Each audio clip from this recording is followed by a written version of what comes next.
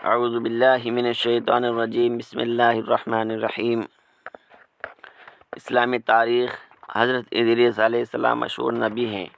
وہ حضرت آدم علیہ السلام کی وفات سے تقریباً 100 سال بعد اور حضرت نوح علیہ السلام سے 1000 سال پہلے شہر بابل میں پیدا ہوئے۔ انہوں نے حضرت سیس علیہ السلام سے علم حاصل کیا، علم نجوم، علم حساب، سلائی، ناپ تول، اصلاح سازی اور فن تحریر میں کتابت کی۔ موجد اور بانی حضرت ادریس علیہ السلام ہیں۔ ان کے زمانے میں متعدد بانی بولی جاتی تھی۔ اللہ تعالیٰ نے ان کو ساری زبانیں سکھائی، چنانچہ وہ لوگوں سے انہی کی زبان میں بات چیت کیا کرتے تھے۔ قرآن پاک میں ان کا اس طرح ذکر کیا گیا ہے کہ وہ بڑے سچے اور صبر کرنے والے نبی تھے۔ ان کو قرب خداوندی کا اونچا مرتبہ عطا کیا گیا تھا۔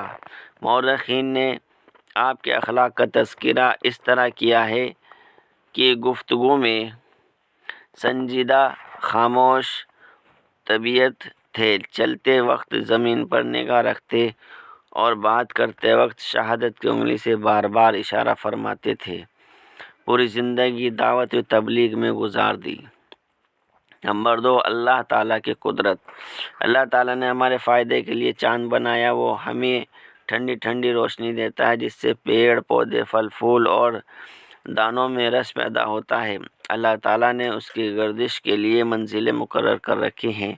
وہ ہر روز ایک منزل طے کرتا ہے اور آخر میں گھٹتے گھٹتے کھجور کی پرانی شاخ کی طرح رہ جاتا ہے۔ جہاں چاند کی روشنی اور اس کی گردش سے بے شمار دنیاوی فائدے حاصل ہوتے ہیں، وہیں اس کے ذریعے عبادت اور حج وغیرہ کے اوقات بھی معلوم ہو جاتے ہیں۔ غرض چاند کا روشنی پھیلانا اور اس کا گھٹتے بڑھتے رہنا قدرت خداوندی کی زبردست نشانی ہے۔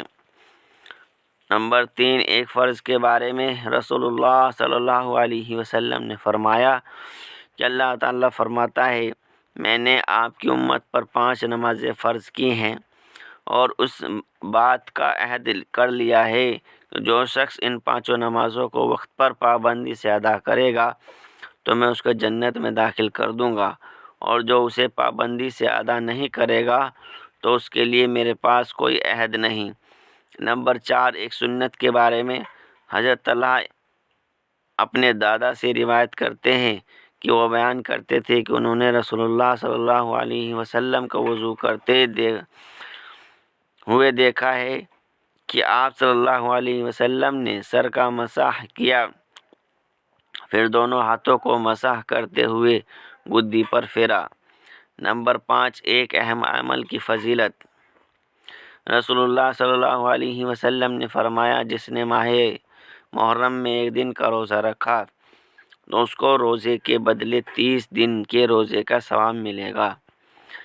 نمبر 6، گناہ کے بارے میں حضرت ابن عمر رضی اللہ عنہ نے فرمایا، اگر کوئی شخص شراب پی کر نشے کی حالت میں مر گیا تو گویا وہ کافر مرا۔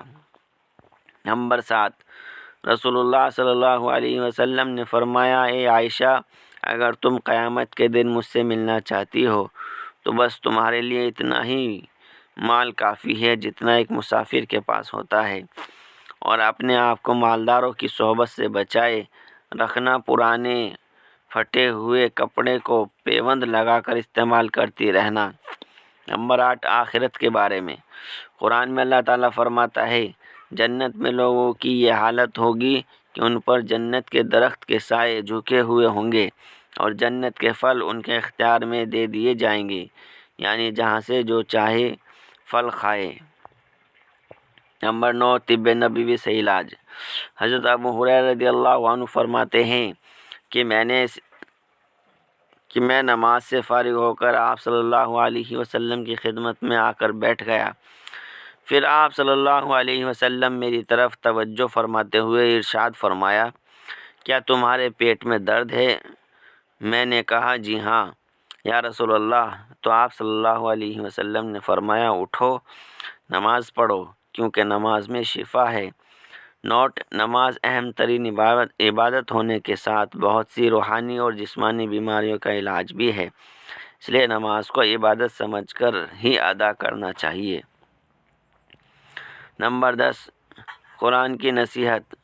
قرآن میں اللہ تعالیٰ فرماتا ہے، تم ان لوگوں کی طرح مت ہو جانا جو آپس میں ایک دوسرے سے جدا ہو گئے اور اختلاف کرنے لگے، جبکہ ان کے پاس صاف صاف دلائل آ چکے تھے، ایسے ہی لوگوں کے لیے بڑا عذاب ہوگا۔